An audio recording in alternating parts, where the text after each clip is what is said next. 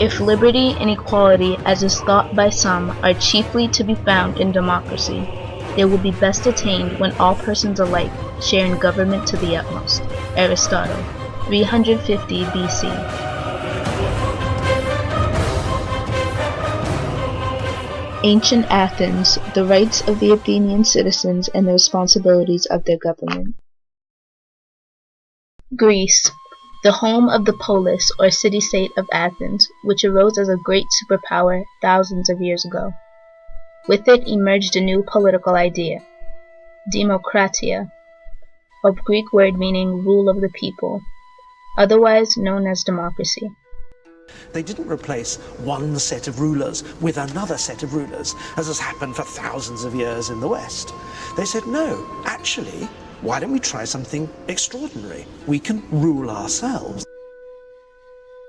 Although their political idea did not last long, Athens is often referred to as being the birthplace of Western civilization and democracy.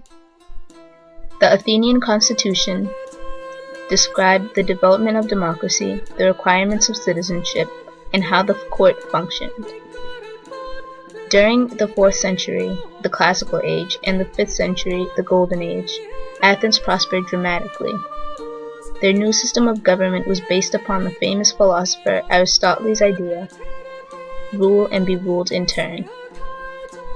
The ideal view of Athens is a haven of equality and freedom.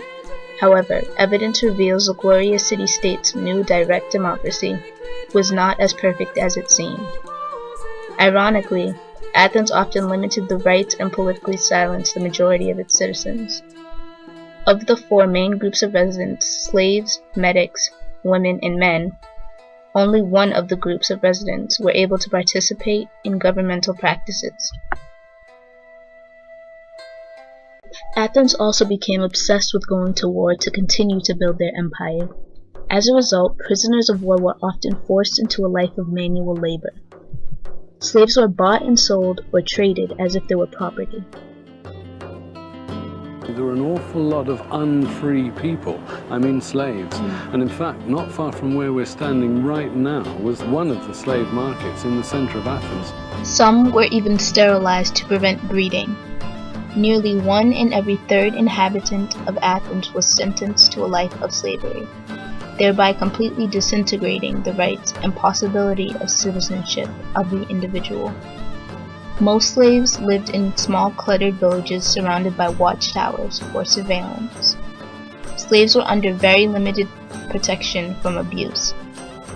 If one was brutally injured, their financial value would be worthless, therefore decreasing the slave's protection against its master. Attractive young girls were usually subject to pampering and prostitution. They were usually the most expensive and kept as concubines. Although their rights were nearly non-existent, some slaves were allowed to form unions, but only if their master permitted such practices. A master could set a slave free as a reward of continuous dedicated service. However, it was not often. A slave would often be kept in service for a lifetime and could never participate in political practices or even be considered a citizen of Athens. Slaves were treated the most humane in death. They were given some, but very few, burial rights due to religious customs. Another group of people living in Athens were medics, or residential aliens. Medics were usually free slaves or citizens of other Greek city-states. They were not allowed to vote, be voted into office, or be considered a citizen of Athens. Their property and marital rights were only protected by Athenian law if the individual is recognized for admirable services. However, they attained much more rights than the slaves. They could also represent themselves in court, but most of the time they use prostates, or Athenian agents. They were recognized in the community and played an important role in the Athenian economy. Medics were required by law to pay annual taxes. If they refused to pay such taxes, they would be sentenced to a miserable life of slavery. Women were also among the people of Athens. Like slaves and medics, their rights were minimal and their participation in politics was forbidden. Women were viewed as demonic and needed to be under constant control. The first full-face veil appeared in 4th and 5th century Athens and would be worn as shown. Respectable women would only be allowed to reveal their face to their husband in private, never in public. Women did not have the right to own property if they were married. Although it was not required by law, social customs required a dowry for a bride-to-be. If the father of the bride did not have any male heirs to inherit his property, all of the inheritance would then be given to the bride, thus making her an epikleros.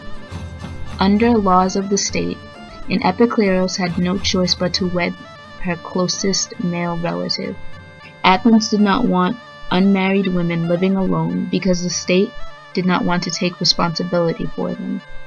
Also, women could not represent themselves in court, similarly to the slaves. They often also lacked the knowledge of living independently, for their place was at home, not in the working force where their husband should be. Athens made sure each woman was not left to face the harsh world alone. Under the laws of Solon, which were active around 530 BC, a woman who committed adultery would immediately be divorced by her husband, or else the husband would lose his citizenship. There were several other laws that were passed regarding the conduct of women, and most were unjust.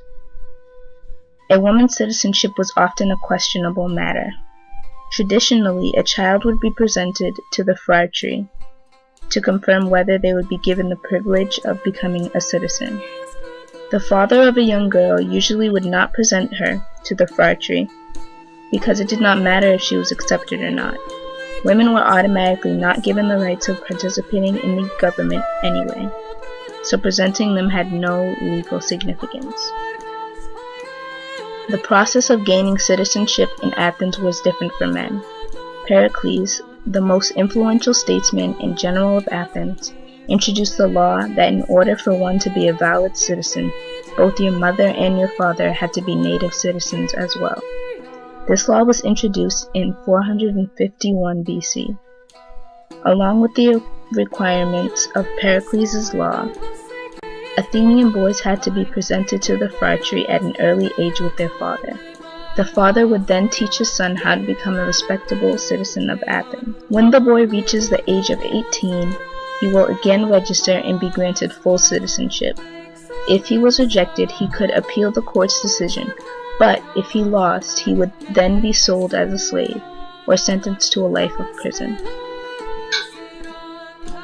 Once a man was granted full citizenship, he had the right to become an active member in the Athenian government. This included the assembly of the people, becoming a magistrate, or becoming part of the council. The assembly took place 40 times a year on a hill across from the Acropolis called the Pnax. This is where new laws would be proposed and voted for.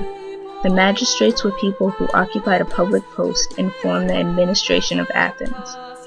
The council of 500 members functioned as an extension of the assembly. They usually met in the council chamber. Athens was a polis mostly dominated by men. Their property, civil, marital, and many more rights were often protected by the government because they were the only ones allowed to participate in it. Athens indeed practiced the first direct democracy.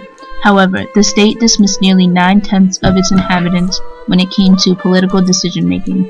Although their government was flawed, Athens' political ideologies significantly aided the development of Western civilization.